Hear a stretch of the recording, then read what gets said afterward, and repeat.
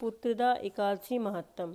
एक बार युधिष्ठिर भगवान बोले, हे श्री कृष्ण, आपने शुभ कारिणी सफला एकादशी का वर्णन तो कर दिया है, अब कृपया करके शुक्ल पक्ष की एकादशी का महत्व भी बताइए।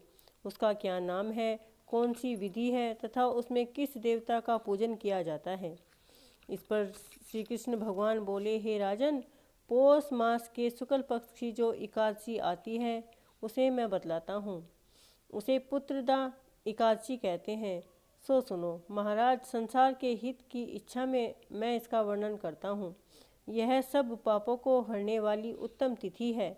समस्त कामनाओं तथा सिद्धियों के दाता भगवान नारायण इस तिथि के अधिदेवता हैं। चराचर प्राणियों सहित समस्त त्रिलोकी में इससे बढ़कर दूसरी कोई तिथि नहीं है। पूर्व काल की बात है, भद्रपुरी में राजा सुकेतुमान राज्य करते थे। उनकी रानी का नाम चंपा था।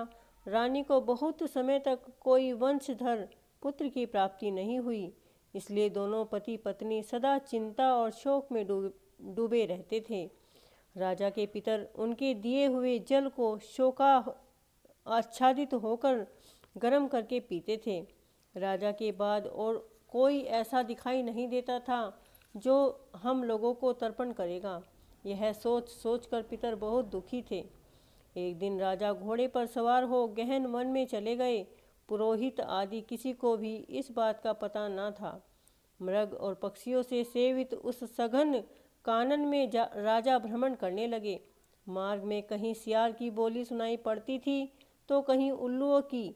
जहाँ तहाँ रीछ और मृग दृष्टिगोचर हो रहे थे। इस प्रकार घूम घूम कर राजा वन की शोभा देख रहे थे। इतने में दोपहर हो गई और राजा को भूख और प्यास सताने लगी। वे जल की खोज में इधर उधर दौड़ने लगे। किसी पुण्य के प्रभाव से उन्हें एक उत्तम सरोवर दिखाई दिया। उनके समीप मुनियों के बहुत से आश्रम थे। शोभाशाली नरेश ने उन आश्रमों की ओर देखा। उस समय शुभ की सूचना देने वाले संकेत राजन को दिखाई देने लगे। राजा का दाहिना नेत्र और दाहिनी हाथ फड़कने लगे, जो उत्तम दान की सूचना दे रहा था। सरोवर के तट पर बहुत से मुनि वेद पाठ कर रहे थे। उन्हें देखकर राजा को बड़ा हर्ष हुआ। वे घोड़े से उतरकर मुनियों के सामने खड़े हो गए और पृथक पृथक उन सब की वंदना करने लगे। वे मुनि उत्तम व्रत का पालन करने वाले थे। जब राजा ने हाथ जोड़कर बारंबार दंडवत किया तब मुनि बोले, हे राजन, हम लोग तुम पर बहुत प्रसन्न हैं। राजा बोले, आप लोग कौन हैं, आपके नाम क्या है और आप लोग किस लिए यहाँ एकत्रित हुए हैं, यह सब मुझे सच सच बताइए। मुनि बोले, राजन, हम लोग विश्वदेव हैं, यहाँ स्नान के लिए आए हैं। माघ निकट आया है। आज से 5वें दिन माघ का स्नान आरंभ हो जाएगा। आज ही पुत्रदा नाम की एकादशी है, जो व्रत करने वाले मनुष्यों को पुत्र देती है। राजा ने कहा, विश्वदेवगण, यदि आप लोग प्रसन्न हैं तो मुझे पुत्र प्रदान कीजिए। मुनि बोले, हे राजन, आज के दिन पुत्रदा नाम की एकादशी है।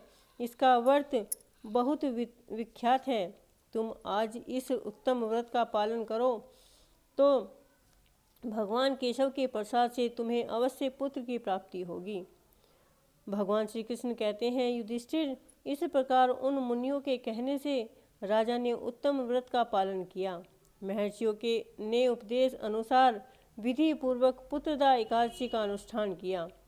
फिर द्वादशी को पालन करके मुनियों के चरणों में बारंबार मस्तक झुकाकर राजा अपने घर लौट गए। तदनुसार रानी ने गर्भ धारण किया और प्रसव काल आने पर पुण्य कर्मा राजा को तेजस्वी पुत्र प्राप्त हुआ, जिसने अपने गुणों से पितरों को संतुष्ट कर दिया। वह प्रजाओं का पालक हुआ। इसलिए राजन, पुत्रदा का उत्तम व्रत अवश्य करना चाहिए। मैंने लोगों के हित के लिए तुम्हारे सामने इसका वर्णन किया है। जो मनुष्य एकाग्रचित होकर पुत्रदा का व्रत करता है, वे इस लोक में पुत्र पाकर मृत्यु के पश्चात स्वर्गगामी होते हैं। इस महात्म को पढ़ने और सुनने से अग्निहोत्री यज्ञ का फल प्राप्त होता है। बोलो कृष्ण भगवान की जय। दोस्तों, आप सभी को यह कथा कैसी लगी हमें कमेंट बॉक्स में अवश्य बताएं। और अगर यह कथा अच्छी लगी हो तो आप इसे ज़्यादा से ज़्यादा लाइक करें, शेयर करें और कमेंट बॉक्स में जय श्री कृष्णा लिखना ना भूलें। धन्यवाद।